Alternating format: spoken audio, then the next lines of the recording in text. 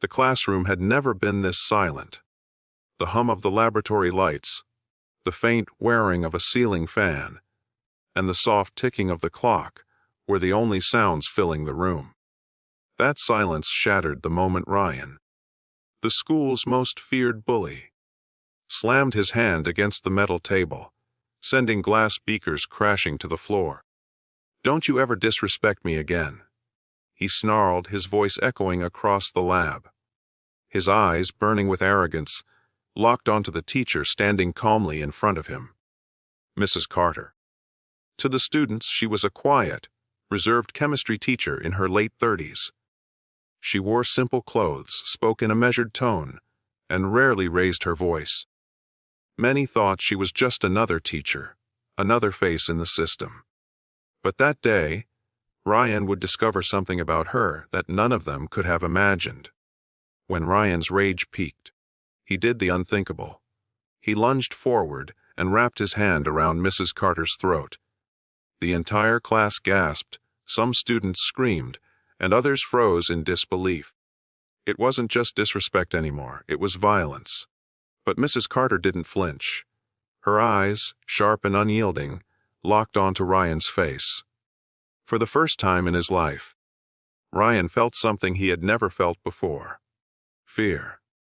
In one swift motion, she gripped his wrist, twisted his arm, and spun him to the ground with a precision that looked almost effortless. Ryan let out a cry of pain as his face hit the cold tiles. His classmates sat in stunned silence, their mouths wide open. "Let go," Mrs. Carter said, her voice calm, but filled with authority. Ryan scrambled backward, clutching his arm, unable to comprehend what had just happened. He had built his reputation on intimidation, on fear, on making others small so he could feel big. But today, the person he had chosen to attack was someone who knew what true strength meant. That evening, whispers spread across the school like wildfire. Everyone wanted to know, how did a quiet chemistry teacher overpower the toughest bully in school so easily? The answer came the next morning. Principal Harris called Ryan and his parents into the office. Mrs. Carter was there too, sitting upright, her face unreadable. On the wall hung a framed certificate and photos Principal Harris had taken the liberty of finding out about. Mrs. Carter wasn't just a teacher. She was a former military officer, a decorated combat veteran who had served in some of the harshest conditions imaginable. She had seen real battles, faced life or death decisions, and had carried the weight of responsibility far heavier than any student tantrum. Ryan's mother wept as she learned what her son had done, while his father sat with his head in his hands. Ryan himself sat frozen, unable to lift his gaze. The boy who once ruled the hallways with his fists had been reduced to silence. Mrs. Carter finally spoke. "Discipline isn't about fear," she said softly, her words cutting through the silence. "It's about respect, for yourself, for others, and for the opportunities life gives you. You think power is about control, Ryan. But real power is about responsibility." Her words struck deeper than any punishment ever could. Ryan was suspended, his reputation shattered, his arrogance dismantled in front of everyone. But Mrs. Carter wasn't finished. Instead of discarding him, she chose a harder path.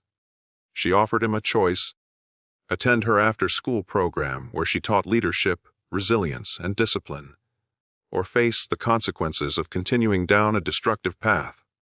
Ryan scoffed at first. But slowly, painfully, he began to show up. At first, he dragged his feet, muttering under his breath. But over time, something changed. He began to listen. He began to understand. He began to see the difference between the false strength he had built his life on and the true strength Mrs. Carter lived by. It wasn't an easy journey. He faced mockery from his former friends, who didn't understand why the king of the hallways now swept floors, stayed late for assignments, and showed respect to a teacher. But Ryan kept at it. Mrs. Carter's lessons stuck with him: patience, resilience, courage without cruelty. Years later, Ryan would look back on that day in the lab as the moment his life changed forever. The moment a bully's hand around a teacher's throat was met not with revenge, but with the unshakable discipline of someone who had already seen what real battles looked like. And the message Mrs.